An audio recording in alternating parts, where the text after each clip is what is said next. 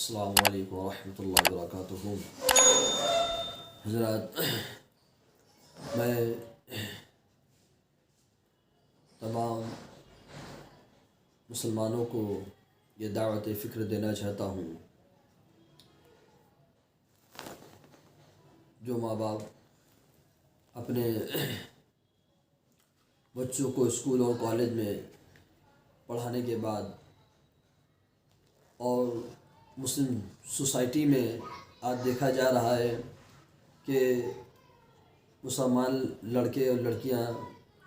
یہود و نصارہ کے وضع قطار کو اپنانے کی کوششیں کر رہے ہیں، اور ماں باپ بھی اس بات سے نہیں ڈرتے کہ کل قیامت کے میدان میں اللہ رب العزت اور اللہ کے رسول صلی اللہ علیہ وسلم کو کیا منہ دکھایا جائے گا۔ وہ اس کو بالکل اس بات کی فکر نہیں کیا کرتے ہیں۔ آج دھیرے دھیرے ہمارے مسلم سوسائٹی میں یہ دیکھا جا رہا ہے کہ لوگ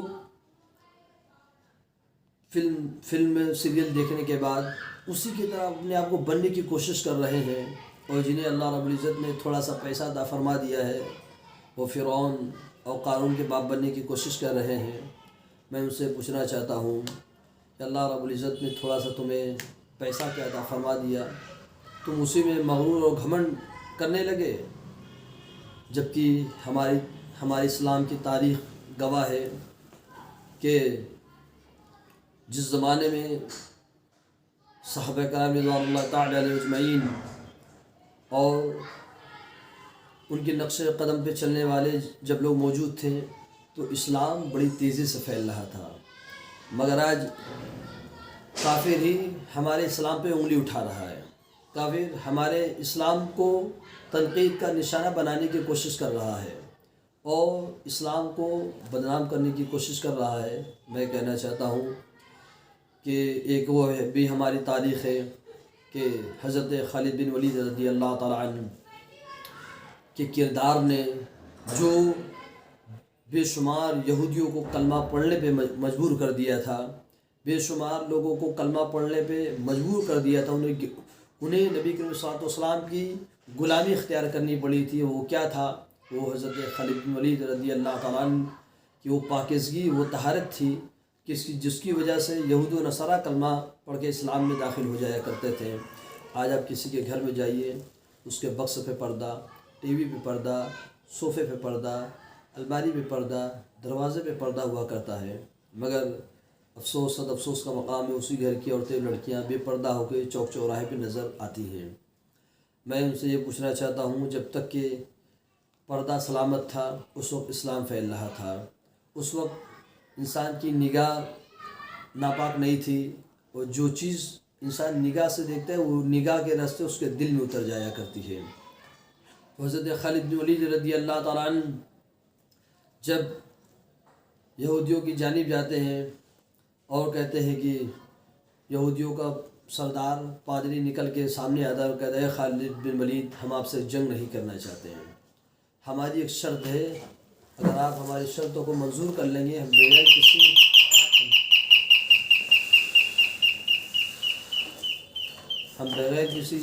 بغیر کسی جنگ کے اسلام کو قبول کر لیں گے۔ تو خالد بن ولید رضی اللہ تعالیٰ نے ارشاد فرمایا،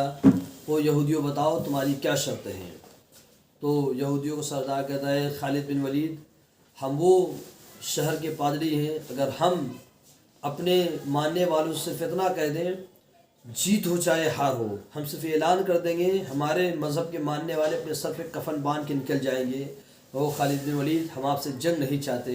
ہم قتل و غارت نہیں چاہتے، ہم خون ریزی نہیں چاہتے ہیں، ہماری ایک شرط ہے، آپ اس شرط کو منظور کرنے ہم بغیر کسی جنگ کے کلمہ پڑھ لیں گے۔ خالد بن ولید رضی اللہ تعالیٰ عنہ نے فرمایا، پادریوں بتاؤ تمہاری کیا شرط ہے؟ کہا کہ ہمارے جو قلعے کا صدر گیٹ ہے اس میں سے آپ صبح صبح لشکر اسلام کو لے کر کے پار کر جائیں گے، ہم بغیر کسی جنگ کے مذہب اسلام کا کلمہ پڑھ لیں گے۔ خالد بن ولید رضی اللہ عنہ ارشاد فرماتے ہیں، ٹھیک ہے، یہ تمہاری شرط مجھے منظور ہے۔ خالد بن ولید رضی اللہ تعالیٰ عنہ چلے جاتے ہیں اور نماز پڑھتے ہیں، اور عشاء کی نماز پڑھنے کے بعد سب لوگ سو جاتے ہیں۔ اس کے بعد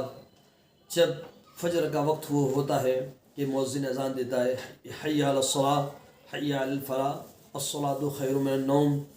آؤ نماز کی طرف، اور کامیابی کی طرف، اے سونے والوں سونے سے بہتر نماز ہے۔ خالد بن ولید رضی اللہ تعالیٰ عنہ نیند سے بیدار ہو جاتے ہیں، نیند سے بیدار ہونے کے بعد آپ نے نماز پڑھائی ہے، سارے مجاہدین اسلام آپ کی اقتداء میں نماز فجر عطا فرماتے ہیں۔ اس کے بعد حضرت خالد بن ولید رضی اللہ عنہ گھوڑے پہ سوار ہو جاتے ہیں، سوار ہونے کے بعد اپنے گھوڑے کو ان یہودیوں کی جانب اپنے گھوڑے کو دوڑا دیتے ہیں، اور جب خالد بن ولید رضی اللہ تعالیٰ یہودیوں کے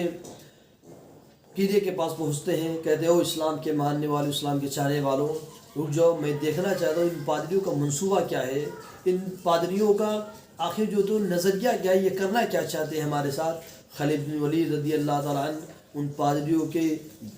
قلعے میں جب داخل ہوتے ہیں تو کیا دیکھتے ہیں، چاروں طرف سے پادریوں نے لڑکیوں کو سجا دیا ہے، طوائفوں کو سجا دیا ہے، ایسی لڑکیاں جن کے اوپر ایک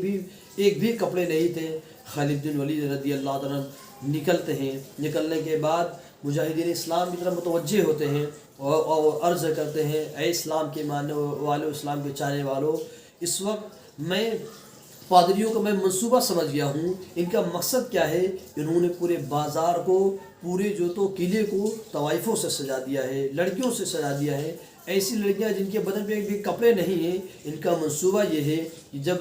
مسلمان ان لڑکیوں کو دیکھے گا، جب مسلمان کی نگاہیں ان فاحشہ لڑکیوں پہ پڑے گی، بے پردہ لڑکیوں پہ پڑے گی، ان کا تقدس چھن جائے گا، ان کی طہارت چھن جائے گی، ان کا ایمان سلب کر لیا جائے گا۔ ایسے وقت میں مسلمان غلط کاری میں مصروف ہو جائے گا، مسلمان ایسے میں گناہ میں ملوث ہو جائے گا، تو نصرت خداوندی بھی ان سے ہٹ جائے گی۔ اس طرح ان کا ایمان جو تو ہم لوٹ لیں گے۔ تو خالد بن ولید رضی اللہ عنہ نے ارشاد فرمایا، اے اسلام کے ماننے والوں، اس وقت تمہیں نبی کریم صلی اللہ علیہ وسلم کی سنتوں کو ادا کرنا ہے۔ کوئی بھی مرد مجاہد کسی لڑکی کو پہ جھانک کے بھی نہیں دیکھے گا۔ تاریخ گواہ خالد بن ولید رضی اللہ عنہ نے جو ہی اپنی یہ تقریر کی ہے تو سارے مسلمانوں کے دلوں میں ایک جذبہ پیدا ہو گیا ہے، اور خالد بن ولید رضی اللہ تعالیٰ جو ہی اپنے گھوڑے کو اس قلعے کے اندر داخل کرتے ہیں، سارے مجاہدین اسلام بھی ان کے پیچھے داخل ہو جاتے ہیں۔ تاریخ گواہ کسی بھی مرد مجاہد نے کسی لڑکی کو جھانک کر کے بھی نہیں دیکھا تھا۔ جب خالد بن ولید رضی اللہ تعالیٰ جو ہی اپنے گھوڑے کو پار کیا ہے اس قلعے سے، تو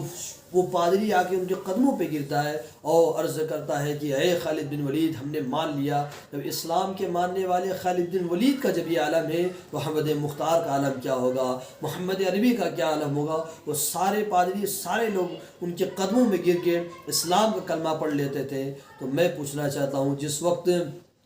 پردے کا اہتمام تھا، جس وقت لوگ نبی کریم صلی اللہ علیہ وسلم کی سنت پہ عمل کر رہے تھے، جس وقت لوگ صحابہ کرام رضوان اللہ تعالی علیہم اجمعین کے کردار کو لے کر کے چل رہے تھے، اس وقت اسلام پھیل رہا تھا، اس وقت جو تو غیر بھی کلمہ پڑھ رہے تھے، مگر آج اس طرح کی حرکتوں کو دیکھ کر کے ایک کافر بھی کہتا ہے کہ یہی اسلام ہے، ایک جو تو یہودی بھی کہتا ہے کہ یہی اسلام ہے۔ یعنی ہماری حرکتوں کو دیکھ کر کے، مسلمانوں کی حرکتوں کو دیکھ کر کے لوگ